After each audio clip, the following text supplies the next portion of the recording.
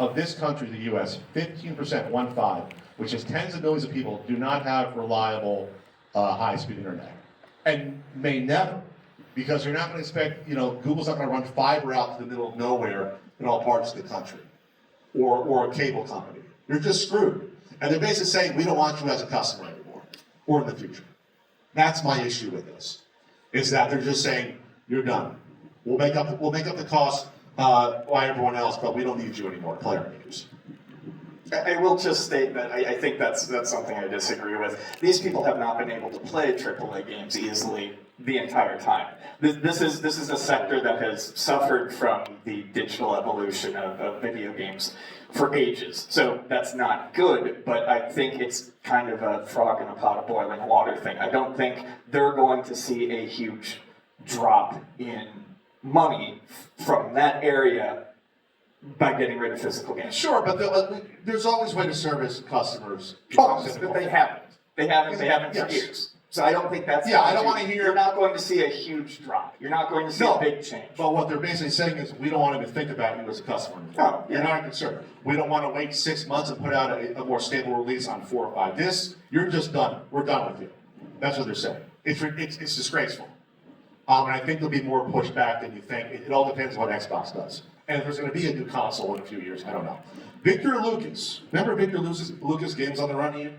I don't, but I mean, obviously I know him now. Okay. Well, he co-hosted that show with, what's his name? This guy named Tommy Tallarico. You might have heard of him. Anyway. Sammy Salazar?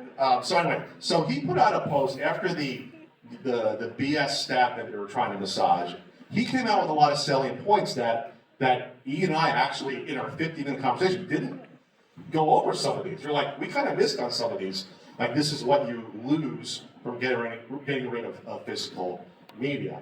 There's one in particular that he mentioned, because I think we covered some, well, we covered a good amount of them, but the one that he mentioned that I thought was interesting is holiday sales. Oh, look, do you want to go through one by one? Do you want to? Sure. Yeah. So he was as annoyed as me. Hey, video game analysts, we need to see global numbers on physical games, so that would be helpful.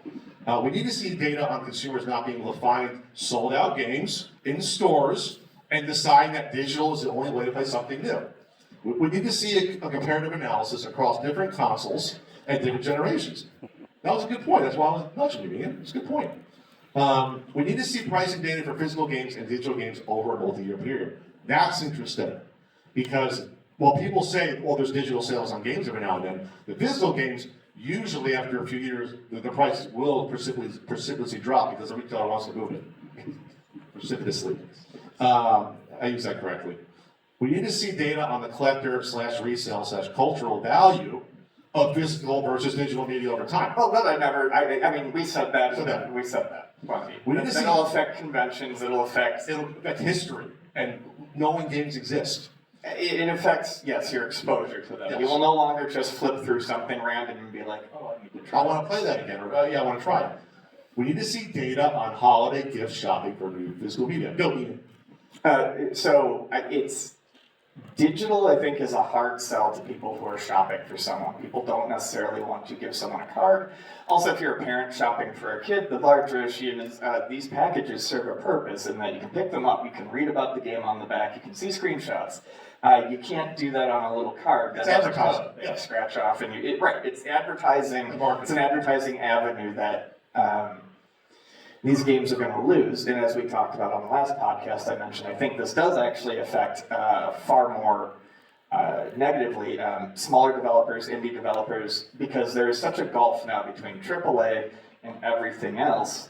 And a lot of people want to own these smaller indie games, these games that when you buy them, you know that they are more or less complete games that don't require patches and things like that. Because they can, then the person in the middle of nowhere can take that game and they can go play it and not worry about anything.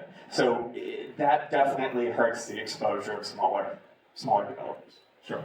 And we're not even discounting, if it's a smaller child that, maybe they don't want, you don't want the kid to have access to the store or whatever. I know you can look at code. It's just easier to just read it. We need to see data on the losses to businesses, collectors, conventions, the game playing audience, and the public discourse around games that the end of physical games will create. Unfortunately, that'll take like a 5, 10-year, 15-year period to see what would happen. It won't be good. Well, places like GameStop are probably, it's very dangerous for stores because you can no longer sell used games, and that's where your profit margin comes from. There's a reason why Luna Video Games just stopped carrying new games. It was not worth the fucking hassle. It wasn't. You know, the game comes in 2 hours later than someplace else, and everyone buys it someplace else, and then you're left with games where you're only making $3 to $4 on a copy anyway. So if that's all you can do is sell those games, yeah, it's dicey. And that's also why GameStop does things like bring in 2 copies of a Mario game outside of pre-orders, because they don't want it sitting on the shelf. And then finally, the most salient point of this, which we did talk about, but I'll reiterate, because this is what annoys me more than anything, because now I'm trying to look out for people's rights that don't care about it, apparently, or as much as they should. And then, if the consensus, after all that analysis that'll never be done, is that physical games are over, we should see a plan that allows players to truly own, back up, gift, share, sell, and play forever the digital games they buy. Ha ha ha! And that really, Victor beautifully encapsulated how ridiculous the situation was. Because even if all the other things were not affected as much or was a smaller impact, that's still the larger point that will exist no matter what, and that most of these corporations will likely never address a chunk of. If Sony really cared before this announcement, they would have had this stuff buttoned up. They don't care.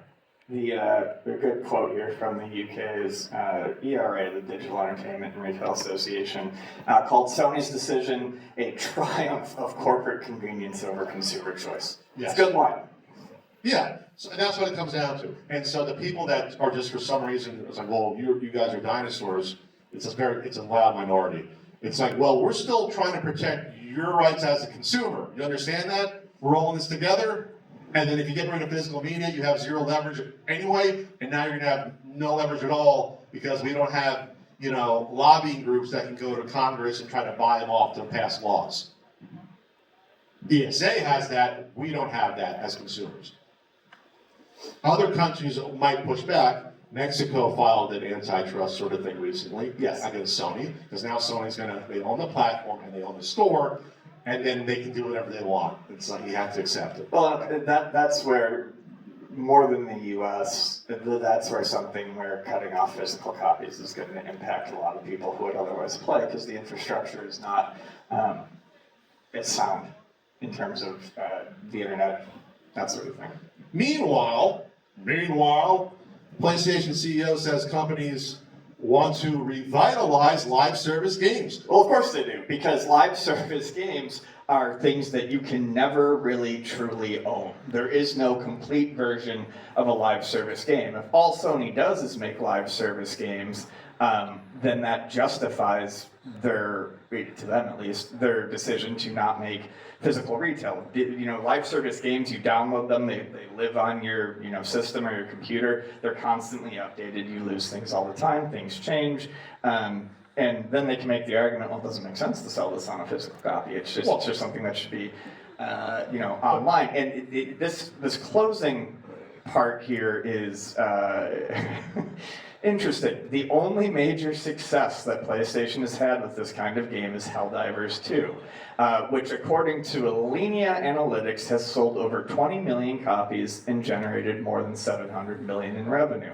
Their most recent attempt at this, Bungie's Marathon, an amazing game that I love personally, is probably not going to be around for much longer, despite the fact that it's Bungie with Sony backing. Because they made bad decisions about it. They overestimated the popularity of an extraction shooter, and I check the player count every day just waiting for the announcement that they're going to shut it down. But we're talking under 25,000 players at peak time during a day. I mean, that's awful for a live service game. Helldivers, which is largely less known, you don't hear people talking about it, I compare it, they're in the 400, 500,000 people at any point in time in the day who are playing it. So we're talking a sliver So they keep failing at it, yet they want to revitalize it. I don't know how they plan on doing it. But here's the thing, Ian. If they make it a live service subscription, the same person buying it every month subscription and keep going, Yeah, sure. then it's not just, well, you don't need physical games. Now you don't need to own digital games because now it will turn into Adobe and everything's a subscription. And you'll just pay 3 years in a row to play the same game. At a much higher price versus if you had bought it once. And you don't think that's gonna come after this in like 3, 4, 5 years? You're kidding yourself, you don't think they're gonna try to do this with games. They'll make a AAA game, a subscription game. They'll do it, because you won't have a choice anymore. See, that's what the people that are saying you guys are dinosaurs don't see. Like, they're going to keep going. This is not the end. Well, they already kind of do that. The way they kind of do that now is with the monthly battle passes and season passes that are in every single live service game. You don't pay a subscription for nearly any live service game. What you do is you pay $20 a month so that you can get the new cosmetics and feel like you're keeping up with everyone. So that's how they juice you. Yeah, what I'm saying though Ian, is that they'll have nothing stopping them from doing that from every single game release at some point. Sure. It's like, hey, you want the new God of War on whatever PS6? Well, instead of paying $60, you pay $7 a month or $8 a month or whatever, $20 a month. I'm just saying they're going to do it. And then finally, we're not done. It's going to be more. Ian can talk more about this. The Take-Two boss defends no disc version of GTA 6 equates physical releases to vinyl records. If you're already connected, who cares if you download digitally? Why have choice as a consumer, right? Why? Just listen to us, big CEO, big business. What we say is we have your concerns at heart here. Ian. That's what he's saying. I just think it's funny that he uses vinyl as the example, a format that was dead by the late 90s for everyone except for DJs, and you can now buy vinyl records again in carpet. You can buy them in Hot Topic. Taylor Swift puts her shit out on vinyl. It's just funny to me that you would use the absolute wrong comparison because that's actually a market that's rising, not disappearing. Sure, and even you hear things about, hey, they do small runs of cassette tapes here and there too. I love cassette tapes. They're cute. I don't listen to them. They're $8 at a band show. It's the cheapest way to support them. You just go, I would like to buy your tape. Here's $8. I had my cassette T-shirt I forgot to wear today because I knew that was going to come up. I'll wear it tomorrow. So yeah, so not a ton more on this. It's just push back against total dystopia. We're not partial dystopia. We don't need full dystopia. There's a way to do it. Other countries are going to probably lead the way more than we will on this. But yeah, we need some like eccentric billionaire to like put up a pro-consumer lobbying group in this country for it to have a shot, probably. But we'll see what happens with all these lawsuits, because if all these different countries start suing Sony, they'll be forced to do something, make some, unless they just say we don't want to be in your market anymore. I don't think we're going to see any reversal on this. We'll see. I mean, Europe got Apple to change stuff. There's been laws, anti-monopolistic lawsuits that have won against Apple, Google Play Store. It's happened. I'd like to thank Apple for the USB-C port on the iPhone. It's nice. Well, I thank Europe for forcing them to do that. Oh, that's what That's how it happened. Yeah. So they're like, there's good guys out there still winning battles every now and then, right? It's just less.